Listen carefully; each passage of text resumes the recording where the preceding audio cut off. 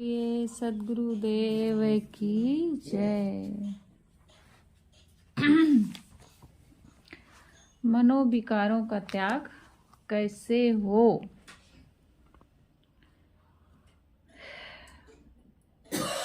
अपने स्वरूप में हमारी स्थिति कैसे हो, उसका एक ही चारा है। जब तक विकारों का त्याग नहीं होगा तब तक हम अपने आप में शांत नहीं हो सकते। प्रश्न है, काम, क्रोध, लोभ, मोह, मद तथा ईर्ष्या को त्याग कर स्वरूप में कैसे शांत हो? तो उत्तर दे रहे हैं गुरुदेव जी कि जब स्वरूप स्थिति को महत्व दिया जाएगा तब कामादिकों का त्याग कर स्वरूप में शांति हो जाएगी। किसको महत्व दिया जाएगा? अपने स्वरूप स्थिति के लिए, अपने साधना के लिए, स्वाध्याय के लिए। जिस चीज को हम महत्व देते हैं वही चीज में हम आगे बढ़ जाते हैं, उसी क्षेत्र में हम आगे बढ़ जाते हैं। तो जब तक अपने आप के प्रति, अपने स्वरूप के प्रति हमारी लगन नहीं होगी, निष्ठा नहीं होगी, उसको महत्व नहीं दिया जाएगा, तब तक कामादिकों का त्याग नहीं हो सकता। उनको त्याग किए बिना स्वरूप में शांति नहीं हो सकती है। और जब हम अपने स्वरूप स्थिति को महत्व दे देंगे तो हमारे स्वरूप में शांति हो जाएगी। इसके लिए किसकी जरूरत है? विवेक की आवश्यकता है। अब इस पर हम सब थोड़ा थोड़ा विचार करेंगे। काम का त्याग कैसे हो सकता है? शरीर के अभिमान से काम की उत्पत्ति होती है। किससे उत्पत्ति होती है काम की? शरीर के अभिमान से होती है। स्वरूप की भूल से पहले अपने माने हुए शरीर में सुख, सौंदर्य और रमणीयता का आभास होता है। फिर अन्य नर नारियों के शरीरों में रमणीयता एवं सुख सौंदर्य की कल्पना होती है और तुरंत काम की जागृति होती है। काम विकार के उत्पत्ति काल में स्त्री पुरुष के संबंध में जो सुख की कल्पना की गई है, मात्र उसी का चिंतन होता है और उसके साथ जो अपार दुख लगे हैं उनका चिंतन नहीं होता है। किसका चिंतन होता है हमें? जो स्त्री पुरुष के शरीर, स्त्री है तो पुरुष के शरीर में सुख मान रही है, पुरुष है तो स्त्री के शरीर में सुख मान रहा है, कल्पना कर रहा है और उसी का वो चिंतन करता है। लेकिन जो उसके साथ में अपार दुख है वो दुख नहीं दिखता है कि जिसमें हम सुख मान रहे हैं उसके साथ साथ दुख भी तो लगा है, उसका चिंतन हमें नहीं होता है। कि स्त्री पुरुष के रूप, यौवन, अनुकूलता, धन धान, भवन, मोहन, ऐश्वर्य की बाहुल्यता का निरंतर क्रीड़ा, उपभोग का ही चिंतन होता है। उसके साथ साथ यह विवेक नहीं होता कि जैसा मैं चाहता हूँ क्या वैसा सब मिल ही जाएगा। चाही हुई वस्तुओं में से कहीं थोड़ी ही मिल पाती हैं, शेष चाहनाएं निष्फल ही हो जाती हैं। हम जैसा चाहते हैं वैसा पूरा का पूरा नहीं हो पाता है। कभी कभार हो भी जाती है पूरी, तो बड़ा आनंद महसूस होता है, लेकिन कभी कभी वो पूरी होती है। अगर हम हमेशा चाहें कि हमारे ही अनुकूल सब चीज़ें हो जाएं तो नहीं हो पाती हैं, अक्सर निष्फल ही होती हैं और होती भी है कहीं थोड़ा मोड़ा। तो साधक को विवेक करना चाहिए कि श्रेष्ठ साधु दशा या ब्रह्मचर्य दशा को त्याग कर यदि हम स्त्री पुरुष संबंधी काम विकार का सेवन करेंगे तो संसार में हमारा कितना तिरस्कार होगा। जो लोग प्राणों के समान मानते और पूजते हैं, आंखों से नहीं देखना चाहेंगे। हाँ, साधु अगर अपने स्थिति से विचलित होता है तो जो लोग मानते रहते हैं, इतना पूजा करते हैं, इतनी आरती उतारते हैं, वही उसको देखना नहीं चाहते हैं। जिसे राह चलने का ढंग नहीं है वह भी हमें बोली मारेगा। जो स्वयं कुछ भी नहीं कर रहा है वो भी सुनाएगा हमको। तो श्रेष्ठ दशा को त्याग कर कामी हो जाने से, सत्संग में आने से लज्जा लगेगी। अगर आदमी अपने पद से गिर गया, पतित हो गया, तो फिर उसे अच्छी जगह जाने में, सत्संग की जगह जाने में उसको लज्जा लगेगी। फिर कुसंग ही में जीवन बिताकर और नीच नीच कर्म कर अपने लिए नरक का दरवाजा खोल लूँगा। जैसे गढ़न सुंदरता और मन की मिलती मन चाहता है, उस प्रकार स्त्री पुरुष मिलते भी नहीं, उनमें बहुत सी कमी लगी रहती है। विवेक करना चाहिए। पुरुष या स्त्री का नपुंसक, बंध्या, रोगी होना, मन का मिलान न होना, स्वभाव में कड़ापन होना, भोग के साधन रूप धन का अभाव होना, धन के लिए सिरतोड़ परिश्रम का भार पड़ना, फिर भी मन अनुकूल सफलता का न मिलना, कुटुंब पड़ोस में ईर्ष्या द्वेष होना, सबके हाथ बिक जाना, भोग काल में इंद्रियों का शिथिल होना, मन भर भोग न कर पाना, मन की तृप्ति कभी न होने से तृष्णा बस भोगों के संकल्प विकल्प में सर्वदा जलते रहना, रोग या विवश अवस्थाओं में भी वासनाओं के जोर से कला कल्पनाओं में खौलते रहना, बूढ़ा होना, रोगी होना, प्रिय स्त्री पुत्रों का वियोग होना, संस्कार दुख, ताप दुख, गुण वृत्ति विरोध दुख तथा परिणाम दुखों का शिकार होना। अरे मन, क्या ये सब विपत्तियां तेरे ऊपर नहीं आएंगी? अवश्य आएंगी। थोड़े ही दिनों में जवानी और सुंदरता नष्ट हो जाती है। मुख, हाथ, पैर आदि में मोटी मोटी नसें निकल आती हैं। काम विलास, हास्य विनोद नष्ट हो जाते हैं। किसी कवि ने कहा है, मन में सोच विचार बुलबुला पानी का, 2 दिन में मिट जाए नशा जवानी का। तो शरीर में निरत्य सुख, सौंदर्य और अहम का भास होने से ही काम की उत्पत्ति होती है। शरीर में सुख मानते हैं, सुखाभास होने से ही मनोविकारों की उत्पत्ति होती है। शरीर की वास्तविकता का अध्ययन कर लेने पर इसके सुख, सौंदर्य और अहम का भास सर्वथा नष्ट हो जाता है। थोड़ा से विवेक करने की जरूरत होती है, फिर तब काम नहीं रहता है। निरत्य का वाद, ये शरीर एक दिन उत्पन्न हुआ है तो एक दिन अवश्य नष्ट हो जाएगा। जो आदि अंत वाला है, स्वयं पूर्ण है, उसका राग करना दुख को निमंत्रण देना है। यह शरीर किसी घड़ी नष्ट होगा। एक शरीर किस घड़ी नष्ट होगा इसका पता नहीं है। अपने चेतन स्वरूप के निरत्य का ज्ञान न रहने से ही मरण धर्मा शरीर में नित्यत्व का भास होता है। लगता है कि ये नित्य रहेगा। इस प्रकार हम शरीर के क्षण भंगुरता को यदि देखें और मृत्यु का सदैव ध्यान रखें तो काम विकार उठने का कोई प्रश्न नहीं है।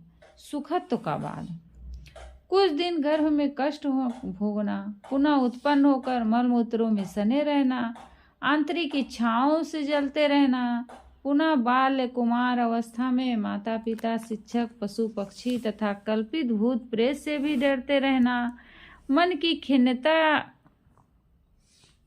में समय बिताना, जवान होना, वासनावश चंचल मन इंद्रियों के अधीन, संकल्प में जलना, अभाव का अनुभव करते हुए कष्ट भोगना, रोगी बूढ़ा होना, प्रिय वियोग होना, मर जाना, यही इस शरीर तथा सांसारिक जीवन का स्वरूप है। शीत, धूप, भूख, प्यास, हर्ष, शोक, शारीरिक मानसिक पीड़ाओं एवं जरा व्याधि विपत्तियों से ग्रसित इस शरीर में कहाँ सुख है? अपने शांत चेतन स्वरूप का ध्यान न रहने से ही दुखमय शरीर में सुख की कल्पना होती है। शरीर की दुख रूपता का स्पष्ट विवेक हो जाने से काम वासना का सर्वथा उन्मूलन हो जाता है। सौंदर्य का बाद, हाड़ मांस मल मूत्रों का पुंज इस शरीर में कौन सा सौंदर्य है? प्रति क्षण घटने बढ़ने और बिगड़ने वाले इस मलिन शरीर में सुंदरता की कल्पना अज्ञान का परिचय है। नकली श्रृंगार बनाने से शरीर में कुछ आकर्षण की कल्पना होती है। श्रृंगार को शरीर से उतार दिया जाए फिर शरीर कितना अनसुहाता लगेगा। यदि शरीर के चाम को उधेड़ दिया जाए तो इस शरीर के निकट रहना और इसे देखना भी लोग पसंद नहीं करेंगे। जैसे केले के स्तंभ के और प्याज के छिलके निकालते जाइए तो अंत में कुछ नहीं रह जाएगा, वैसे शरीर के श्रृंगार, चाम, हाड़, मांस आदि को पृथक करते जाइए, फिर शरीर नाम की कोई वस्तु नहीं रह जाएगी। गंदगी से भरे हुए निस्सार अमंगल शरीर का श्रृंगार करना और इसमें सौंदर्य की कल्पना करना अपने नकलीपन और अज्ञान का परिचय देना है। श्रृंगार आंतरिक नकलीपन का विज्ञापन है। श्रृंगार आंतरिक नकलीपन का विज्ञापन है। वास्तव में अपने आप शुद्ध चेतन स्वरूप के सौंदर्य का ज्ञान और विश्वास नहीं है। इसी से इस मल मूत्रमय शरीर में सौंदर्य की कल्पना होती है। मृग की नाभि में कस्तूरी है, परंतु वह भूलवश उसे अन्यत्र खोजता है। इसी प्रकार सौंदर्य का केंद्र मैं हूँ, परंतु अपने भूलवश शरीर में सौंदर्य की कल्पना करता हूँ। लावण्य सौंदर्यमय युवक शरीर से यदि जीव निकल जाए तो शरीर की सुंदरता तुरंत नष्ट हो जाएगी। कला कौशल शहर बाजार के आकर्षक दृश्य चेतन मनुष्य के न रहने पर शमशान के तुल्य है।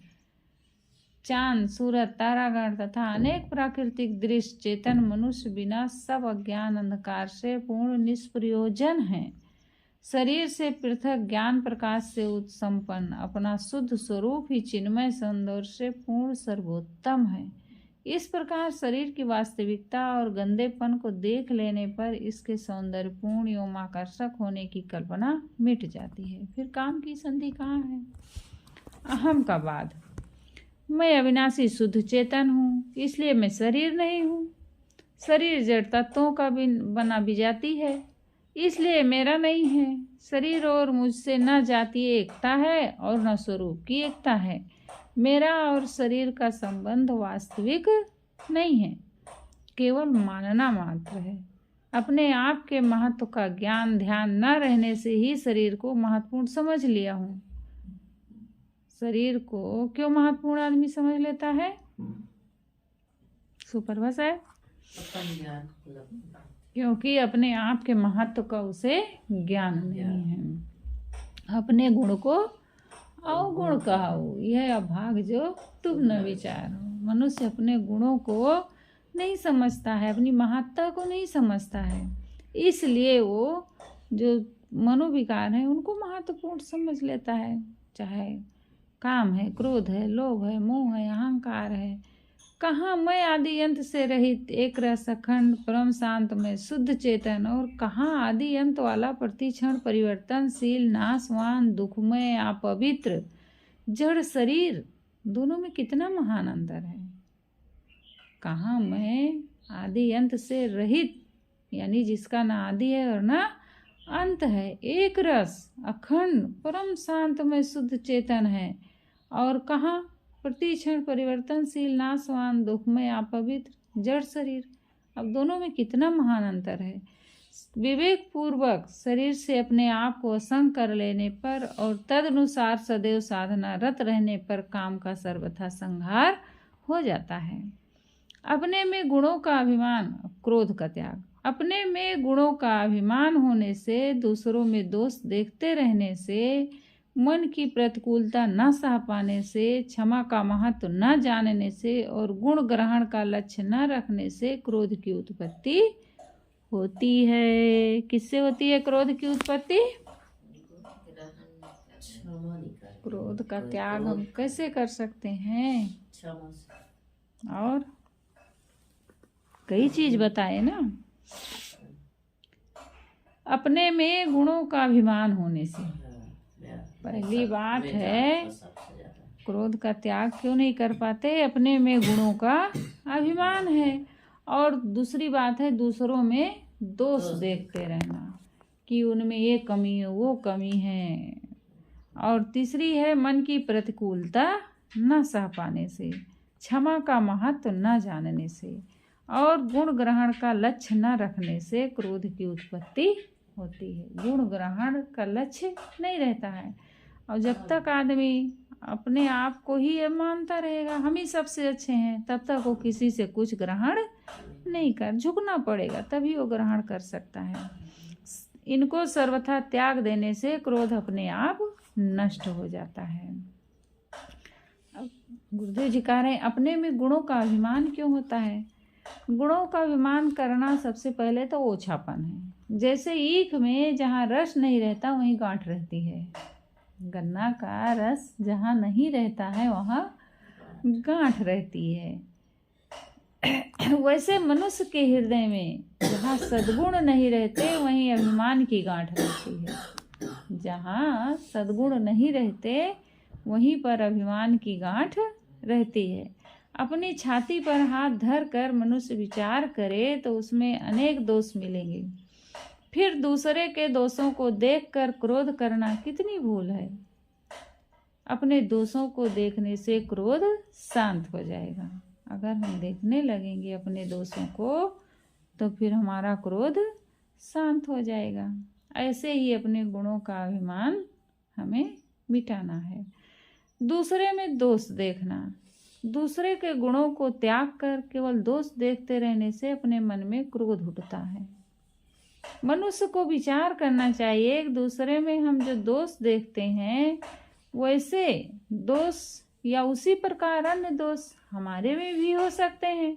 यदि हमारे में दोष नहीं है तो अन्य के दोषों को देखकर क्रोध रूपी दोष का क्यों सेवन कर रहे हैं। जो हम दूसरे में दोष देख रहे हैं संभव है वे दोष न हो, केवल भ्रम ही हो। यदि उसमें सचमुच दोष ही है तो भी उसके दोष देखकर हमें क्रोध रूपी दोष का सेवन की क्या आवश्यकता है। जब हम दोष को बुरा समझते हैं तो क्रोध रूपी दोष को हम स्वयं क्यों धारण करते हैं। हमसे भी जब कभी कोई दोष हो जाता है तब हमें भी अन्य से क्षमा कराने की आवश्यकता पड़ती है। अतएव दूसरे के दोषों पर हमें भी क्षमा करना कर्तव्य है।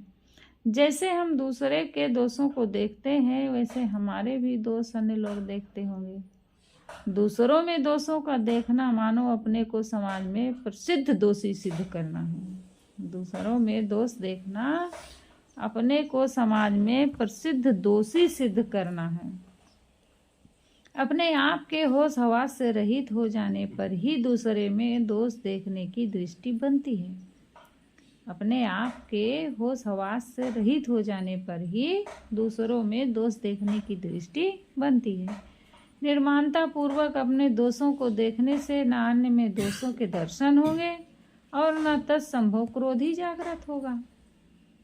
मन की प्रतिकूलता न सह पाना, क्रोध होने में यह एक मुख्य कारण है। विचार करना चाहिए कि सबके प्रारब्ध की शक्ति, समझ, स्वभाव भिन्न भिन्न है। सबकी क्रिया, आचार और मान्यता में कुछ न कुछ अंतर अवश्य रहेगा। इस स्थिति में बिना प्रतिकूलता का सहन किए स्वच्छ जीवन व्यतीत ही नहीं किया जा सकता। क्रिया, मान्यता, समझ, स्वभाव में भिन्नता और मन की प्रतिकूलता होते हुए भी हमें सबके साथ प्रेम और समता रखने की आवश्यकता है। यदि प्रतिकूलता के प्रति हम प्रेम समता नहीं रखेंगे तो समझना चाहिए कि संसार में सर्वथा अनुकूल एक भी प्राणी किसी को नहीं मिल सकता। यदि हम प्रतिकूल के प्रति समता प्रेम नहीं रख सकते हैं तो सबसे विषमता और द्वेष कर सदैव क्रोध के पात्र बने रहेंगे। जब हम स्वयं दूसरे किसी एक व्यक्ति के प्रति यहाँ तक कि सद्गुरु के प्रति ही सर्वथा सब समय अनुकूल बर्ताव नहीं कर पाते तब दूसरे सबको अपने अनुकूल चाहना अनाधिकार चेष्टा मात्र है। प्रतिकूलता का सहन महान तप है। इससे बड़ा या इसके बराबर अन्य कोई तप नहीं है। सबसे बड़ा तप क्या है? प्रतिकूलता का सहन ही साधक की अचल समृद्धि है। प्रतिकूलता दिन के समान है और अनुकूलता रात के समान। जैसे मनुष्य नाना व्यापार व्यवहार दिन ही में करता है, विद्या शिक्षा दिन में ही ग्रहण करता है, मार्ग दिन में ही चलता है, रात में तो केवल विश्राम करता है। रात केवल विश्राम करने की धर्मशाला है, प्रगति का साधन तो दिन ही है। इसी प्रकार अनुकूलता केवल विश्राम करने का स्थान है, प्रगति करने का मार्ग प्रतिकूलता ही है। जैसे यदि रात ही रात हो तो मनुष्य को प्रगति का मार्ग ही रुक जाए। मनुष्य की प्रगति का मार्ग ही रुक जाए और यदि रात ही रात हो तो मनुष्य की प्रगति का मार्ग रुक जाए और चोर डाकू उसे लूट लें। वैसे जीवन में यदि सदैव अनुकूलता ही अनुकूलता हो तो साधन में प्रगति ही न हो, बल्कि काम क्रोध डाकू जीव को लूट लें। जीवन प्रगति के लिए प्रतिकूलता की महान आवश्यकता है। साधक के सम्मुख जब प्रतिकूलता उपस्थित हो तब उसे चाहिए कि वह क्रोध ना करे, दुख न माने, बल्कि हृदय से प्रसन्न हो जाए और ये विचार करे कि अब हमारी उन्नति के दिन आ गए। जब प्रतिकूलता आए, दुख आए, तो क्या सोचना चाहिए? अब हमारी उन्नति के दिन आ गए। उसमें दुखी नहीं होना चाहिए। प्रतिकूलता अपने विषयी मन के विरुद्ध होती है, परंतु यह विवेक के अनुकूल है। बड़ी सावधानी के साथ प्रतिकूलता को सहन करना चाहिए।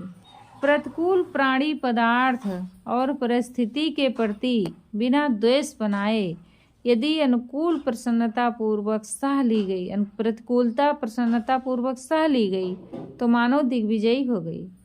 प्रतिकूलता के वायु से चित्त में जब झुंझुलाहट का स्पंदन न हो, किसी प्रकार ईर्ष्या का विकार न हो, तब फिर बेड़ा पार है। देश, काल, परिस्थिति, प्रारब्ध, पुरुषार्थ की शक्ति, समझ, स्वभाव, क्रिया, आचार, मान्यता, सिद्धांत का भिन्न तो रहना अनिवार्य है। प्रतिकूलता का रहना भी अवश्यंभावी है। अतएव प्रसन्नता पूर्वक प्रतिकूलता सहते हुए हमें सबके प्रति स्नेह और समता का बर्ताव करना चाहिए। फिर क्रोध की जड़ साहजिक खुद जाती है। यहाँ पर यह भी समझ लेना चाहिए, प्रेम और समता रखते हुए किसी का तो आदर किया जा सकता है और किसी की उपेक्षा भी की जा सकती है, क्योंकि पात्र के अनुसार ही बर्ताव करना व्यवहार की शुद्धि है। पात्र के अनुसार ही बर्ताव करना व्यवहार की शुद्धि है। परंतु शुद्ध अंतःकरण वाले साधक के हृदय में दुष्ट की उपेक्षा करते हुए भी उसके प्रति द्वेष, ईर्ष्या होकर समता ही रहेगी। क्षमा का महत्व न जानना क्रोध करने में ये भी एक कारण है। शत्रु की शत्रुता का स्मरण करने से शत्रुता नहीं जाती, बल्कि उसे भुला देने से जाती है। जब हमारे प्रति प्रतिकूल आचरण करता है, विचार करने से पता चलेगा कि उसके प्रति हमारे द्वारा पहले कोई प्रतिकूल आचरण अवश्य हो गया होगा, चाहे थोड़ा ही हुआ हो। वह हमारे प्रतिकूल आचरण से चिढ़कर हमारे प्रति बुरा करता है, तो इसमें हम ही मुख्य दोषी ठहरे। हमें चाहिए कि उससे नम्रतापूर्वक क्षमा मांग लें। यदि हमने उसके प्रति कभी कोई बुरा आचरण नहीं किया है, तो भी वो हमारे प्रति बुरा कर रहा है, तो नासमझी और ईर्ष्यावश कर रहा है। अतः वह भूला है। जो भूला है वह बालक के तुल्य है। जो बालकवत है वह क्षमा का और दया का पात्र है। यदि बच्चा जांघ पर टट्टी कर दे तो जांघ काट कर फेंकी जाती है, न बच्चा को ही दंड दिया जाता है। इसी प्रकार हमें सहन कर उसे क्षमा कर देना चाहिए। ये भी विचारना चाहिए, कभी हमसे भी दोष हो जाते हैं, तब हम भी किसी से क्षमा के आकांक्षी रहते हैं। जब हम दूसरों के प्रति क्षमा चाहते हैं, तब दूसरे को हमें भी क्षमा करना चाहिए। बिना क्षमा धारण के अंतःकरण शुद्ध नहीं हो सकता। मन में प्रतिकार की भावना से जीव द्वेष के चक्कर में पड़ा रहेगा। क्षमा करने से अपना और दूसरे सबका लाभ है। क्षमा करना कायरता या निर्बलता नहीं है। कायर और निर्बल व्यक्ति क्षमा कर ही नहीं सकता। क्षमाशील ही महान योद्धा है। अतएव जिसने पूर्ण रूपेण क्षमा धारण कर लिया, उससे क्रोध करोड़ों कोस दूर रहता है। गुण ग्रहण का लक्ष्य न होना क्रोध होने में ये भी एक कारण है। जब हम दूसरे के केवल दोषों को ही देखते रहते हैं, उसके गुणों को नहीं देखते, तब हमारे हृदय में उसके प्रति द्वेष और क्रोध हो जाता है। विचार करने से पता चलेगा कि संसार में कोई भी ऐसा मनुष्य न होगा कि उसमें केवल दोष ही दोष हों। कुछ न कुछ गुण सभी के पास रहते हैं। सुल्ताना डाकू का यदि हम दुष्चरित्र वर्णन करें, तो उसके साथ हमें यह भी वर्णन करना चाहिए, वह धनियों को ही लूटता था, परंतु भूखों दीनों को खिलाता था। उसमें दया भी थी। सुल्ताना डाकू के दुष्चरित्र का ही वर्णन करना और उसके साथ साथ जो उसकी दीनों पर दया थी उसका वर्णन ना करना, उसके साथ अन्याय करना है, ये ठीक है। किसी को भी लूटना बुरा है। यदि हम सबके दोष ही देखते रहें और सबसे दोष ही ग्रहण करें, तो महान दोषी हो जाएंगे। और यदि दोषों का त्याग कर सबसे गुण ही ग्रहण करें, तो हम सद्गुणों के भंडार हो सकते हैं।